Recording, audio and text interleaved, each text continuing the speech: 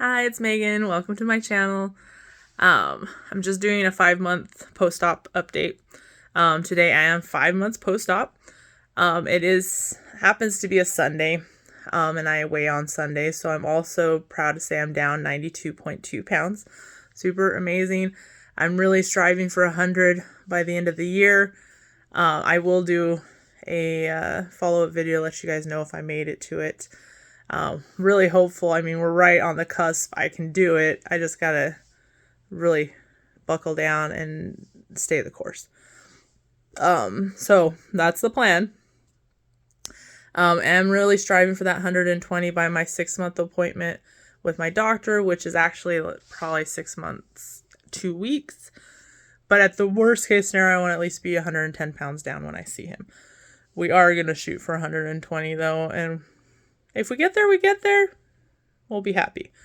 Every day I'm happy for the weight loss I'm seeing. So last week I did not really see a whole lot of weight loss. It was kind of an off week as far as working out. I was gone a couple days on my own, and then we went to an appointment for my husband. So working out was really taking a hold. And eating right is a little harder when you're traveling. So I really feel like I only lost like half a pound last week. I didn't even log it. It was so insignificant in the grand scheme of things. And this week, I was proud to say about 7 pounds. I mean, I worked out every single day of the week like I usually do. I take Sundays off and got my protein goals. I got my water in. So that's a really big thing. That's what it's about, guys. I don't know if I mentioned this in the last video, but this is something I think is worth noting. I have stopped taking Dulcolax. I was taking it twice a week to make sure things were continuing like they were supposed to. As of now, I don't need to take that to have things work like they're supposed to. That's super awesome. That's something I was not sure was ever going to happen. So I do want that noted for people who are thinking of the surgery or people who are like beginning, because that's a scary aspect. I think a lot of people get worried about that when they get into the surgery. I'm shooting for 100 pounds down by the end of the year, which is about 2 weeks away. Totally feasible. I can do it. I'm just gonna have to make it happen. I do have my in-laws coming in over Christmas weekend, and I am going to my in-laws following weekend, so that makes things a little more difficult because my workouts will be a little off. Not so much while they're here. I think I'm going to keep up with going to the gym on my scheduled days and times. I'm sure they'll be fine without me for an hour on those days. When I go to see them, it'll be a little more difficult. I think I've mentioned I go to Planet Fitness, and I can go to a Planet Fitness there as well. I would just have to find one. So we'll see how that all plays out. But I really want to hit 100 pounds by then. Like, this is totally feasible. I can do it, and that would be, it's not my goal, but it would be an amazing feat. I'm trying to do 120 pounds by my 6-month post-op appointment, which will not actually be at 6 months. It'll be at like 6 months, 2 weeks. It'll be at the beginning of February. If I get 110, I'll be super awesomely happy with that. But I think I can hit 120 once again if I buckle down or get pretty darn close to it. That would be super awesome because that's over the halfway mark for what I want to lose. So like I said, everything that's going on is just making me happier and happier. I'm busy working and doing all my house stuff and getting my house ready for Christmas and taking care of my dogs, and it keeps me up and moving around. And though the weather has put a little damper on some of my joint problems, because let's face it, my joints have problems because I was overweight so long. That's the only time I'm feeling any kind of pain. It's just because of the weather. Other than that, I feel amazing. I feel happy. Like I said, I went through my closet. I'm fitting into smaller jeans, smaller shirts. I'll probably do another go through a few months or something and start actually getting rid of the stuff that's too big for me. Right now I don't really have a problem wearing things that are too baggy for me. Like, I'd put a jacket over, I'm good to go, or a sweater or something. It's not that big a deal. But my leggings are starting to get to where I have to pull them up and stuff, so it might be time to downsize on things like that a little bit. Let's see, what else? I think that's probably about it. I just wanted to do, like I said, a quick update, kind of let you guys know where I'm at, what I'm trying to do. Is still one of the best decisions I've made. I have decided to kind of like treat myself. I will be at my 1 year, right around there. I am planning to get my next tattoo. I may have talked about this a little bit before, but this whole year, it started in December 2022, all the way through 2023 has been just like a roller coaster. And what happened December 2022, so I have a lot of dogs. I was in animal control for many years. Saw a lot of sad cases, took a lot of sad cases home. So I have dogs that I love. They're my babies. But they've come from some hard circumstances, a lot of them. And when my first dog passed away, and him I got when I was in college, before I met my husband, we ended up moving back to my hometown. I think it's been about 6 years now. But we moved back to my hometown, and about 5 months in, he got really sick. We medicated him, treated him. He was going to the doctor regularly, ended up being cancer. I live in an area where even if it financially was feasible for me, which it probably was not, there aren't a lot of options for that. Just keep him comfortable as long as you can. I've also been in the vet field a long time, long enough to know giving my dog another 3 months where he suffers through chemo and things like that may not have even been something I would have been willing to put him through. But like I said, I kept him comfortable as long as I could. He passed away, and my dogs went crazy. He must have been doing a lot more alpha male stuff than I gave him credit for, because we started having dogs deciding they don't like other dogs. And so as of now, we're a crate and rotate household. And in December 2022, we were a crate and rotate household. And for anybody who doesn't really understand what that is, basically just means I have dogs that can't be together anymore. So I keep them separated. So when certain dogs are out hanging out with us, other dogs are put up. At this time, I had 3 groups. And my last group contained my dog Blue Steel. Blue Steel was the youngest dog I had.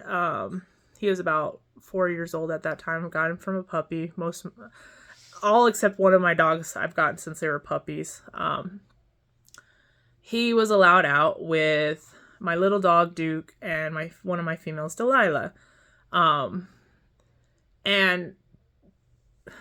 right around the beginning of this month, he started going after her, attacking her, just randomly. Like, there was no reason. It wasn't like there was food or a toy or something. It was just super random, and it had occurred a couple times at this point. So, chalk to December 15th. I'm getting ready to feed my dogs and everything. And when you have a crate and rotate household, you gotta do things by the book, by the letter. It's all about doing everything the same every time. So normally what I would do at this point would, I'd have Duke and Delilah out. I'd let Blue Steel out, just take him outside to feed him. And then I'd come back and I'd do the next dog, those kind of things. I let him out of his crate. He beelined for her, went after her. I would not normally tell people to, get involved in dog fights, but when it's your own dogs, I get all reality goes out the window. So anyways, I go ahead and I basically put my body into it to break up this fight. I get to a point where I'm holding both dogs by their collars separated, and I'm pausing to be like, what do I do at this point? Because if I release them, they might re-engage. And Blue Steel turned on me. He turned on me, and he repeatedly bit my arm. I'll show you guys. So this is after, obviously, it's been stitched up and everything. I had about 24 staples in my arm.